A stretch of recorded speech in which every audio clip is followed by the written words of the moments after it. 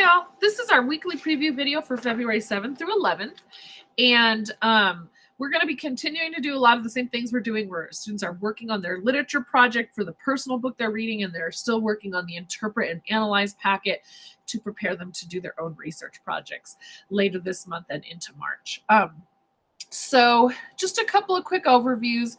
One, I'm starting to encourage students to check their grades in Student View on a regular basis.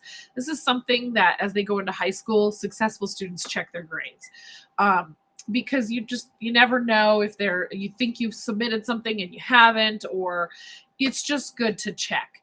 Another thing I'm encouraging students to do is to start to check their feedback from me.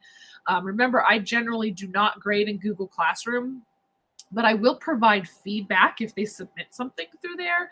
And so, for example, we did half of the interpret and analyze packet, and they submitted it on Monday. And if they got if I was able to grade it, then I just said, okay, go to your data sheet, which is here in data, and they can check their individual writing scores.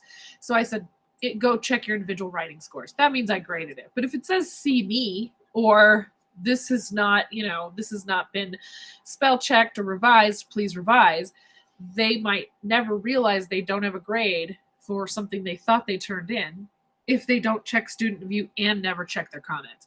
So just maybe reminding them that creating a good habit of at least once a week or after you turn something in, check to see if I responded to it. So yeah, just kind of a good habit to get into. A couple quick reminders. The day-by-day agenda is up for February. Remember that if your student has anything that's late or revised, they need to submit the late work form. It's late and revised work form. That then sends me an email that tells me to go check that grade, to go check that work. Otherwise, I won't know to do it, and I won't do it because I don't know. So that's something I'm trying to remind students to do. Let's see. Another last reminder before I just move on to what we're actually doing in class. Remember that Membean and Quill, and I'm reminding your students of this, it's still something they should be working on regularly every week, but I'm going to grade it once a month to kind of cut down on the big clog of assignments in Google Classroom, or I'm sorry, in Student View, and also to give them a chance to kind of practice managing their time a little bit better. If they are not managing their time well, then they should just stick to, I have to do 45 minutes. I do give them in class, time in class every week. And so, and oftentimes if they finish something early, I say read, do Membean, or do Quill. So they should have plenty of time to work on this stuff. And then yes, some of it's a little bit of homework. I don't really give other homework though. So that could kind of be what they focus on when they do have homework from me. So students need to do 180 minutes in the month of February, which technically started this Monday, which was January 31st. And then they have till February 27th, which is a Sunday, to do 180 minutes of Quill, or I'm sorry, of Membean, 210 minutes to get extra credit.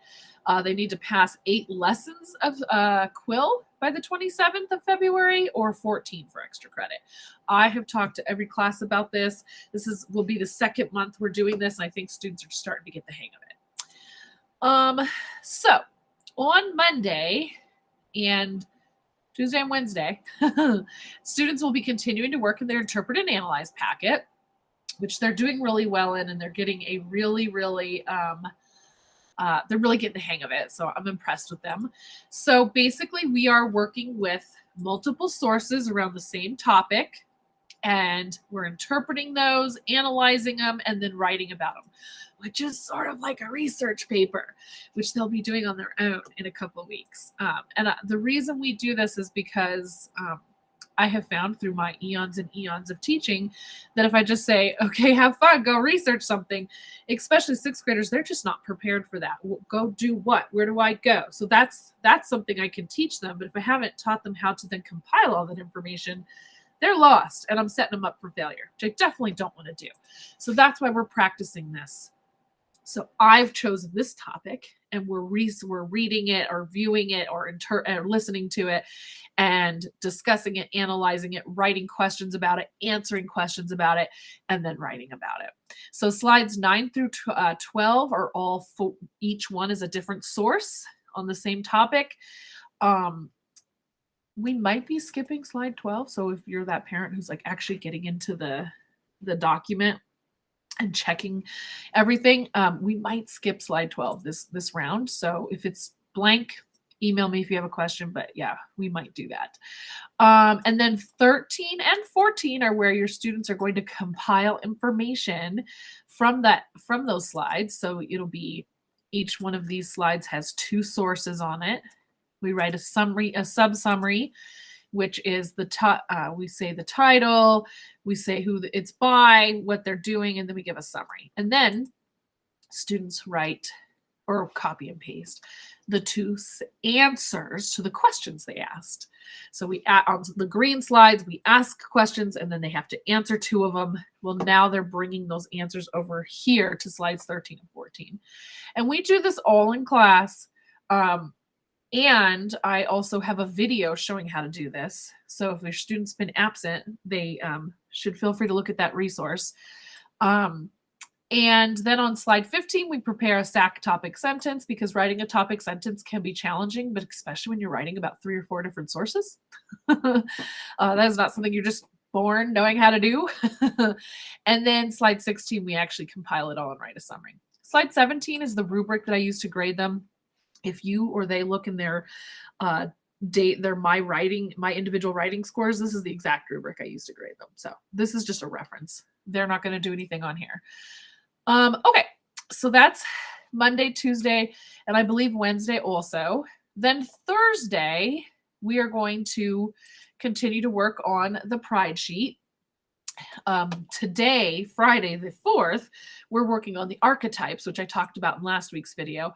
Next week, we're going to work on the vocabulary, which is basically students are going to create a synonym and antonym web or a vocabulary tree for 5 vocabulary words from their book. And of course, these need to be words that are like as unique to the book as possible or related to the content of the book as possible, and words that are, what we call like $5 or $10 words. So not like notebook, because they already know what a notebook is. The goal of this is to kind of expand their knowledge of vocabulary. This is a graphic activity, and so some students are literally going to be okay with coming and inserting images of circles. That's what they're called, circles. And then some students are just going to choose to do this on paper, and either one's fine. If they choose to do it on paper, I'm going to encourage them to leave it with me so that they don't lose it in case they don't finish it in one day. But so synonym web, synonym and antonym web, or vocabulary tree, but basically just working with words. And then finally, on Friday the 11th, we will be working on grammar and vocab. Students will have a pre-test on the grammar that we're doing, and then we'll do a lesson, and then we'll do a lesson for everybody with some notes. And then those students who didn't pass the grammar pre-test will do a little bit more lesson with me, and then finally they will have a post-test. And so hopefully by the end of the day, everybody will have passed that test, whether it be the pre or the post-test. And so, we will be working with subordinating conjunctions, although I might have moved that around. It might be something else, but basically it's just grammar. So I hope, I think there's one last thing I wanted to say. Oh yeah, okay. I wanted to point this out. I make lots of videos, obviously. So I have 3 places in that students can go to look for resources. The easiest one is probably under their QT or extended absence. I have a link to these weekly preview videos, and I have a link to my how-to videos. So like right after I make this video, I'm going to make a video showing them how to do the vocabulary for the Pride sheet. So if your student's absent or they're here, they don't get it or whatever, or you want to know, they should watch this video. Um, and let's just say little Sally is absent next Tuesday. Every morning we come in and we do an activity at the beginning of class that's called the Start Strong. Well, little Sally's not going to do the Start Strong. She not only has my permission, but is been told to go and check the day-by-day agenda.